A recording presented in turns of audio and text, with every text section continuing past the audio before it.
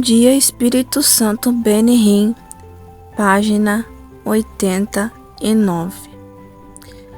Não há substituto para a plenitude do Espírito Santo, surgida como resultado direto de sua vida de oração. É um poder que vai afetar tudo o que você fizer. Fui recentemente convidado para falar na Colômbia, na América Latina. A cruzada durou 3 dias e na noite, no segundo dia, quarta-feira, eu estava pregando sobre o Espírito Santo. No meio da mensagem, eu senti o poder do Espírito Santo mover-se sobre o culto. Eu senti a sua presença e parei de pregar e disse aos ouvintes: Ele está aqui. Os ministros da plataforma e as pessoas do auditório sentiram a mesma coisa. Era como se um sopro de vento tivesse entrado e varrido o lugar. As pessoas ficaram de pé numa explosão espontânea de louvor, cheias de poder e louvando ao Senhor Jesus. Mas não permaneceram de pé por muito tempo. Em toda parte, elas começaram a cair no chão sob o poder do Espírito Santo. Elas foram mortas no Espírito. Entre aspas, elas foram quebrantadas no Espírito. Continuando, o que aconteceu a seguir foi exatamente o que eu vi a respeito em cultos por todo o mundo. As pessoas começaram a receber a Cristo como seu Senhor e Salvador pessoal. As curas passaram até o lugar através do auditório.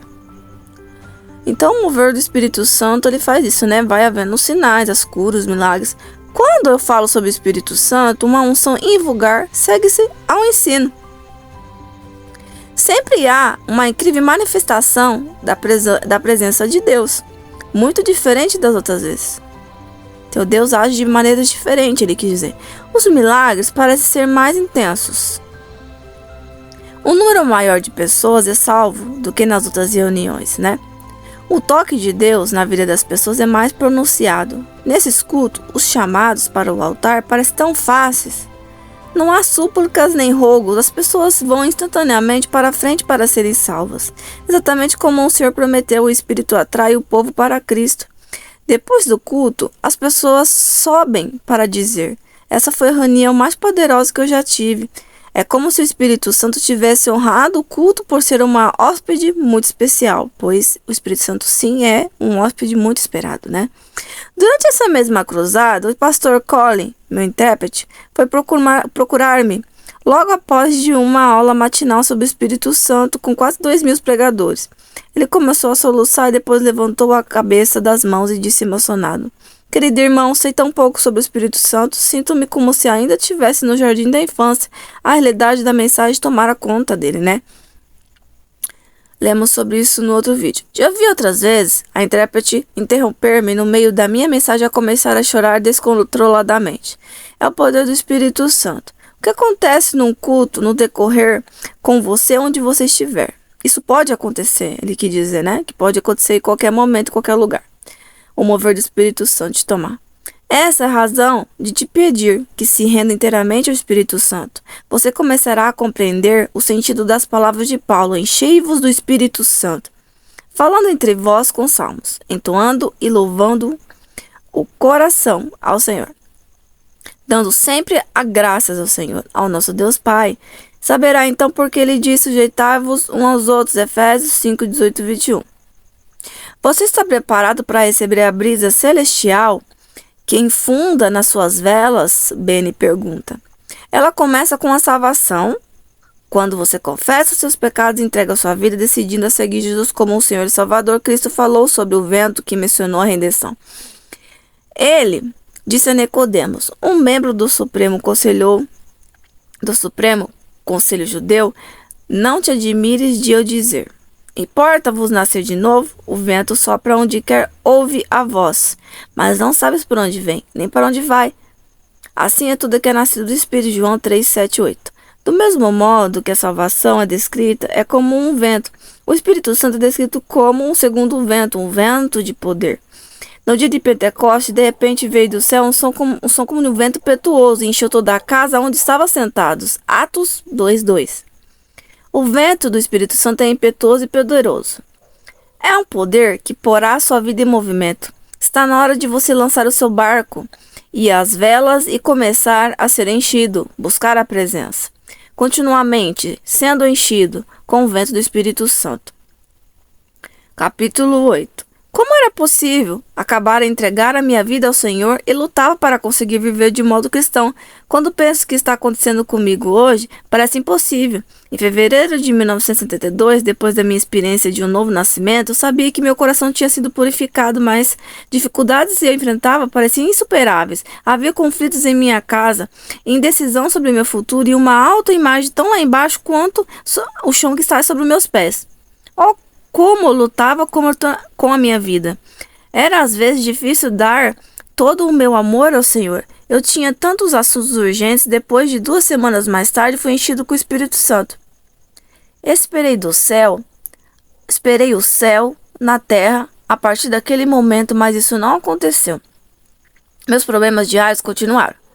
Houve certamente ocasiões de grande alegria e exultação, e eu não teria minha experiência espiritual por todo o petróleo da Arábia Saudita. Mas bem lá no fundo havia uma indagação inquietante, que me perseguia mês após mês. Será que é só isso? Me perguntava. A pergunta não ia embora. Será que o Senhor não tem mais alguma coisa para mim? A seguir, uma noite fria de dezembro, quase 2 anos depois de encontrar a Cristo, aconteceu. O Espírito Santo me fez uma entrada poderosa em meu quarto enquanto me achava no leito da cidade de Toronto. Era como se fosse um choque elétrico e um cobertor quente ao mesmo tempo. Levei apenas alguns segundos para compreender o significado que ocorra. Minha luta terminara, né? Porque ele estava buscando mais de Deus, né? Será que era só isso? Eu tinha encontrado a simplicidade da vida cristã e ele descobriu que não era só isso, ele recebeu mais. Eu tinha encontrado a simplicidade da vida cristã, um relacionamento pessoal com o Espírito Santo.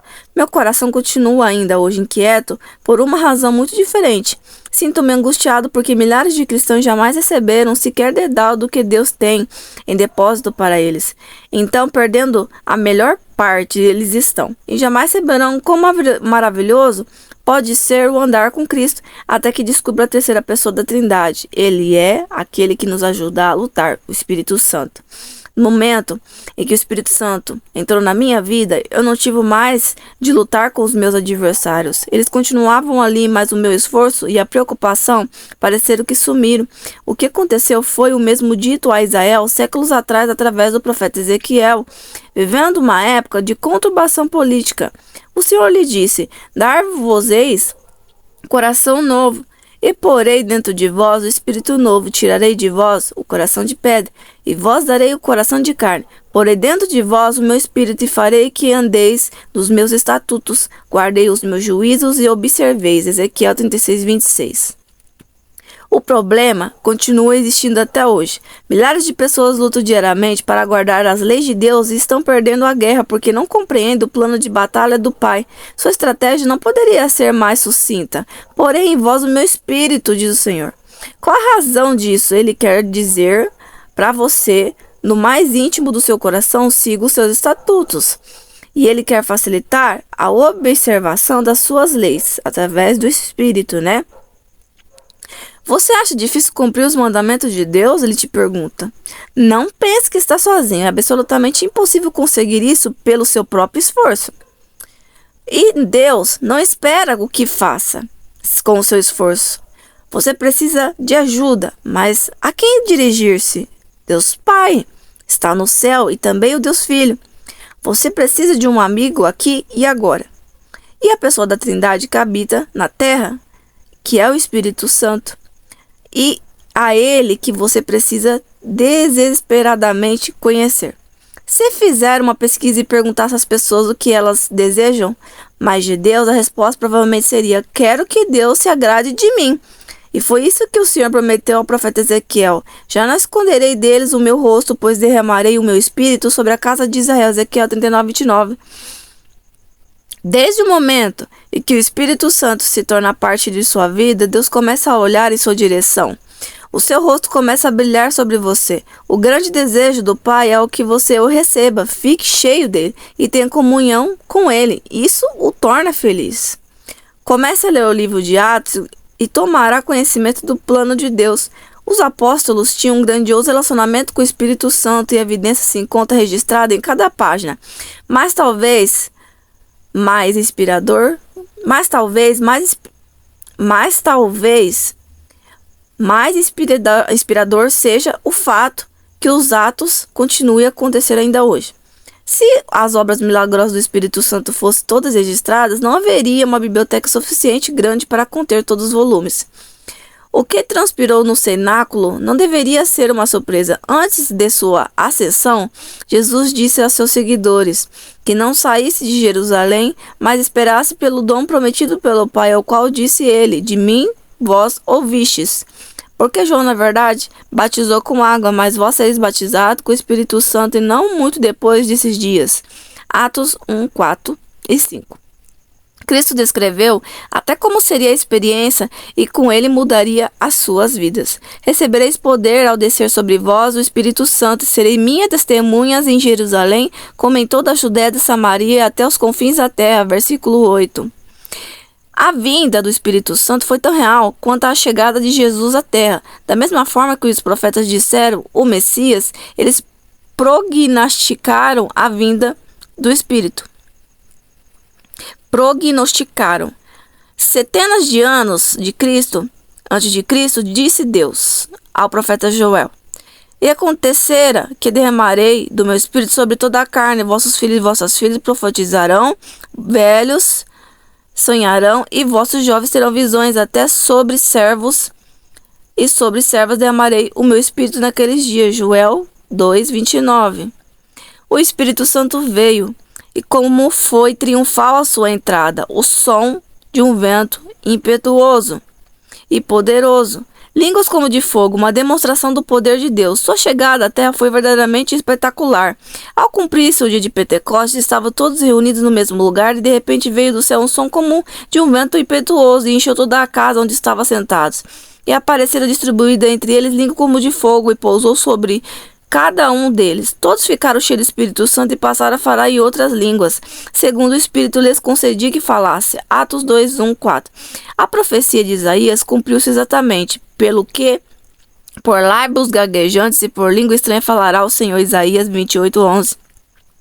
Quando Jesus nasceu, o momento foi marcado por paz e silêncio. Era uma linda noite de Belém, tão clara que os pastores seguiam a estrela até a manjedoura. Que contraste com um ruído poderoso acompanhou a chegada do Espírito Santo. Ele criou tal clamor em Jerusalém que afluiu a multidão, que se possuiu de perplexidade. Atos 2:6. Eu costumava pensar que a frase "quando se faz ouvir aquela voz" significa que alguém percorreu a cidade dizendo "vem ver o que está acontecendo". Exatamente o que eu pensei também, né? Mas não é isso. O ruído foi literalmente ouvido na cidade inteira. Ora, estavam habitantes em Jerusalém, judeus, homens piedosos e de todas as nações debaixo do céu. Versículo 5. Pode imaginar o que eles devem ter pensado? A palavra diz: ao ouvir este som, eles correram para a cena do mesmo atônitos, porquanto cada um os ouvia falar sua própria língua. Versículo 6. Perplexo, eles perguntaram: não são porventura galileus todos esses que aí estão falando? E como os ouvimos falar, cada um em nossa própria língua materna? Versículo 7 e 8. Interpretação de línguas, né? Perplexo, eles perguntavam, né? Então Deus traduziu o Espírito Santo. Quando os ouviram declarar as grandezas de Deus em suas próprias línguas, perguntaram aos outros: que quer dizer isso? Versículo 12. Sua vinda poderosa não foi programada para um templo feito de pedra. Em vez disso, o Espírito Santo desceu sobre os 130 crentes que se tornaram o novo templo de Deus, que nós somos a casa do Espírito Santo, né? Você lembra que ao terminar o seu templo, Salomão tinha 120 sacerdotes que tocavam trombetas? Segunda Crônicas 5:12. A escritura registra que então sucedeu que a casa do Senhor se encheu de uma nuvem, e de maneira que os sacerdotes não podiam estar ali para ministrar por causa da nuvem. Porque a glória do Senhor encheu a casa de Deus. Versículo 13 e 14. Isso aconteceu de novo no cenáculo. 120 fiéis se reuniram e o Espírito Santo encheu o templo. Porque 120 é o número do término da era da carne e do início da era do Espírito Santo. Em Gênesis, onde Noé levou 120 anos para construir a arca, a era da carne terminou. Deus disse: o meu espírito não agirá para sempre no homem, pois este é o carnal, e os seus dias serão 120 anos. Gênesis 6:3. Foi precisamente com este propósito que o Senhor reuniu 120 pessoas no Pentecostes, a fim de que Deus, o Espírito Santo, pudesse ser solto entre as nações. Isso marcou o início da era do Espírito Santo. Os observadores não conseguiam compreender o que estava ocorrendo. Alguns zombaram dizendo: estão embriagados, Atos 2:13. Então se levantou Pedro com os 11 e, erguendo a voz, advertiu destes termos: varões judeus e todos os habitantes de Jerusalém, tomai conhecimento disso e entendei das minhas palavras. Esses homens não estão embriagados como vindes pensando, sendo esta a terceira hora do dia. Mas o que ocorre é que foi dito por intermédio do profeta Joel, versículo 14:16. E seria a descida do Espírito Santo, né? O cumprimento da promessa de Deus. Os 120 estavam tão cheios do Espírito Santo que não podiam ficar em pé sozinho. O Espírito era tão poderoso que passou a controlar os atos dos crentes. Ele operou mudando sua maneira de falar, as emoções, o seu comportamento. O que Jerusalém testemunhou não foi embriaguez, mas a incrível alegria de que manifesta quando o Espírito Santo toma o controle. Eu já fui também acusado de certas coisas. Embriaguez no espírito, mas não embriaguez de uma pessoa alcoólatra que não sabe o que está fazendo, entendeu? De poder. De ser cheio de poder. Que transformação no íntimo de Pedro ele trouxe à luz o pregador que havia nele. Ele levantou a voz e discursou com intrepidez para a multidão. Quem você pensa que lhe deu as palavras? A mensagem cativante era do Espírito Santo, porque o nosso evangelho não chegou até vós, não somente em palavra, mas sobretudo no poder do Espírito Santo. 1 Tessalonicenses 1:5. Lembre-se, a palavra diz que o Espírito Santo trabalhava com eles. E é ele quem faz a obra. Veja agora o que aconteceu repetidamente no livro de Atos.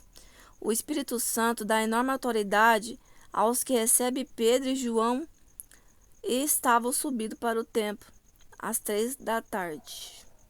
Era levado um homem coxo de nascença, o qual punham diariamente a porta do templo para Formosa, a porta do templo chamada Formosa, para pedir esmola aos que entravam. Atos 3:2.